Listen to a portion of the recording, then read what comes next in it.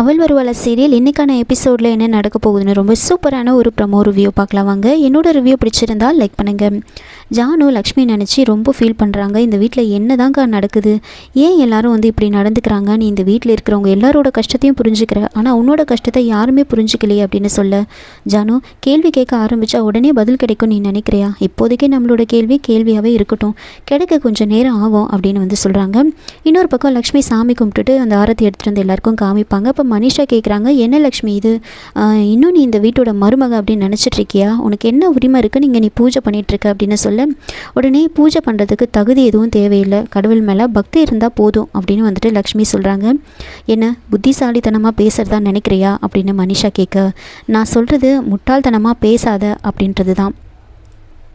ஏற்கனவே இந்த வீட்டோட உன்னோட எல்லா ரிலேஷன்ஷிப்பும் முடிஞ்சு போச்சு, இன்னும் கொஞ்ச நாளில் வீட்டை விட்டு போக போகிற, அப்படி இருக்கும்போது என்ன அதிகாரம் இருக்குன்னு நீ இப்படி கடவுளுக்கு ஆர்த்தி எடுத்துகிட்ருக்க அப்படின்னு சொல்ல, அப்படி சொன்னால் மாமா என்னை பொண்ணாக தான் பார்த்துட்ருக்காரு, இந்த வீட்டில் எனக்கு அந்த இடத்த கொடுத்துருக்காரு, ஆனால் உனக்கு என்ன அதிகாரம் இருக்குது இந்த வீட்டில் நீ என்ன இந்த மாதிரிலாம் பேச, உண்மையே சொன்னால் உனக்கு இந்த வீட்டில் இருக்கிற தகுதியே இல்லை அப்படின்னு லக்ஷ்மி சொல்கிறாங்க. என்ன நீ அபத்தமாக பேசிகிட்ருக்க, நான் இந்த வீட்டில் இருக்க உன்னோட பெர்மிஷன் வாங்கணுமா என்ன, உங்ககிட்ட பெர்மிஷன் கேட்டுட்டு தான் நான் இருக்கணுமா அப்படின்னு சொல்கிறாங்க. மனிஷா இது என்ன, நீ எதுக்காக லக்ஷ்மி மேலே இப்படி கத்திக்கிட்டு இருக்க அப்படின்னு சொல்கிறாங்க. இவங்க இன்னும் இந்த வீட்டோட மருமக மாதிரி பூஜை பண்ணிகிட்டு இருக்காங்க பாட்டி, நீங்களாவது சொல்லுங்கள் இவங்களுக்கு என்ன உரிமை இருக்குன்னு இதெல்லாம் இவள் பண்ணிகிட்ருக்கா அப்படின்னு சொல்ல, மனிஷா அவள் பண்ணது சாமிக்கு பூஜை பண்ணியிருக்கா, அதை பண்ணுறதுல நீயே இப்படிலாம் நினைக்கிற, சாமியை கும்புறது எல்லாரோட இயல்பு, அது பெரிய விஷயமா நீ எடுத்துக்க தேவையில்லை, உண்மையாக நீயும் லக்ஷ்மி மாதிரி கொஞ்சம் பக்தியோடு இருக்கணும்னு நான் விரும்புகிறேன், நாளைக்கு நீ இந்த வீட்டில் மருமகளாக வந்தாலும் அதே பக்தியோடு இருக்கணும் அப்படின்னு தான் நான் ஆசைப்பட்றேன் அப்படின்னு சொல்ல, உடனே லக்ஷ்மி நாளைக்கு நீ போனதுக்கப்புறம் இந்த வீட்டில் விளக்கேற்ற யாரும் இருக்க மாட்டாங்க, கடவுளை சாமி கும்பிட்றதுக்கு யாரும் இருக்க மாட்டாங்க, உன்னோடு சேர்ந்து நாங்கள் எல்லாம் அதெல்லாம் பண்ணுறதுக்கு யாருமே இருக்க மாட்டாங்க அப்படின்னு சொல்லிட்டு முதல்ல எல்லாருக்கும் ஆரத்தி கொடு அப்படின்னு சொல்கிறாங்க. உடனே மனிஷா ரொம்பவே டென்ஷன் ஆகிடுவாங்க. அப்போது ஆரதி லக்ஷ்மி காமிக்கும் போது ரொம்ப கோவமாக மனிஷா என்ன பண்ணுறாங்கன்னா மித்ராவோட கையை டைட்டாக பிடிச்சிக்கிட்டு அப்புறம் அந்த ஆரத்தி மேலே கை வைக்கும் போது லைட்டாக அப்படியே சுட்டுடும். உடனே மனிஷா பயங்கரமாக கத்துறாங்க. அப்போ லக்ஷ்மி சொல்கிறாங்க, மனசு சுத்தமாக இருந்தால் கடவுள் கூட நம்மளை ஆசீர்வாதம் பண்ணுவார், மனசில் கெட்ட எண்ணம் இருந்துச்சுன்னா அந்த கெட்டதை நீக்கிறதுக்கு கடவுள் இப்படிலாம் சோதனை பண்ணுவார், பரவாயில்ல மனிஷா உன் மனசில் ஏதாவது கெட்ட எண்ணம் இருந்தால் இந்த ஆர்த்தியோடு அது போயிடும் அப்படின்னு சொல்கிறாங்க.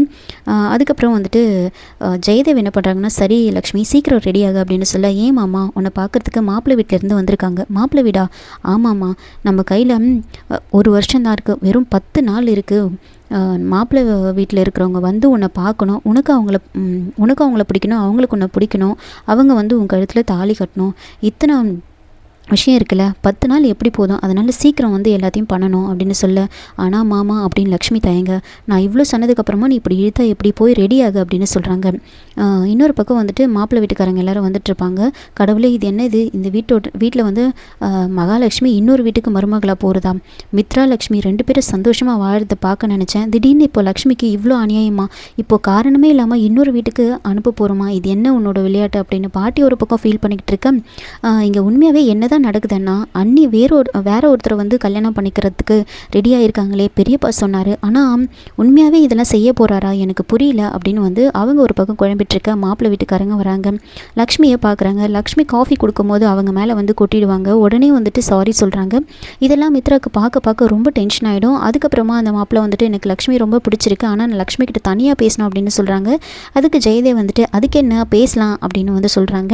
ஆனால் இங்கே இல்லை, நான் வெளியில் கூட்டிகிட்டு போகணும் அப்படின்னு சொல்லிட்டு லக்ஷ்மி வெளியில் கூட்டிகிட்டு போனான்னு பெர்மிஷன் கேட்குறாங்க. அவங்களும் சரின்னு சொல்லிவிடுவாங்க. இதனால் மித்ரா ரொம்பவே அப்செட் ஆகிடுவார். அதுக்கப்புறம் லக்ஷ்மி வெளியில் போகிறதுக்காக ரெடி ஆகிட்டுருப்பாங்க. அப்போ தான் ஜெயதேவ் அவரோட பிளானை சொல்கிறாங்க. இது எல்லாமே மித்ரா மனசை மாற்றுறதுக்காக நான் பண்ண பிளானு, அந்த மாப்பிள்ளை சும்மா நான் ரெடி பண்ணியிருக்கேன் அப்படின்னு சொல்லிட்டு லக்ஷ்மி அவங்க கூட வெளியில் போக அனுப்பி வைக்கிறாங்க. ஆனால் லக்ஷ்மிக்கு இந்த விஷயம் தெரியாது. அங்கே ஹோட்டலுக்கு போனதுக்கப்புறம் தான் லக்ஷ்மிக்கு இந்த விஷயம் தெரியுது. கரெக்டாக மனிஷா என்ன பண்ணுறாங்கன்னா, நாம் வெளியில் போகலாம் அப்படின்னு சொல்லி மித்ராவை அதே ரெஸ்டாரண்ட்டுக்கு கூட்டிகிட்டு போவாங்க. அப்போது இவங்க 2 பேரும் க்ளோஸாக பேசுகிற மாதிரி நடிச்சிட்ருப்பாங்க. லக்ஷ்மி கிட்ட அவங்க உண்மையும் சொல்லிவிடுவாங்க. இவங்க 2 பேரும் அப்படியே பேசிகிட்டு இருக்கிற மாதிரி பார்த்ததுமே மித்ரா ரொம்பவே டென்ஷன் ஆகிட்டுருப்பார்.